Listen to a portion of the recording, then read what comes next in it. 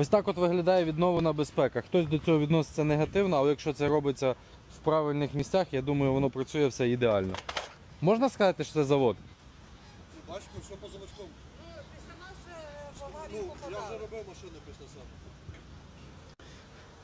Така, знаєш, і позитивна, і не дуже позитивна нота. Сказав, що мені приємно, але неприємно, що не попав. Дивіться, ось така от ситуація. Це в автомобіля зірвана була безпека, штори, ноги і кермо.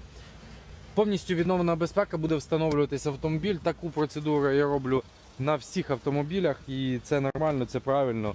Хто цього не робить, ну мудаки, я думаю, так назвати цих людей. Ось так от. Відновлений ремінь, відновлені подушки, все віддав, буде встановлюватися.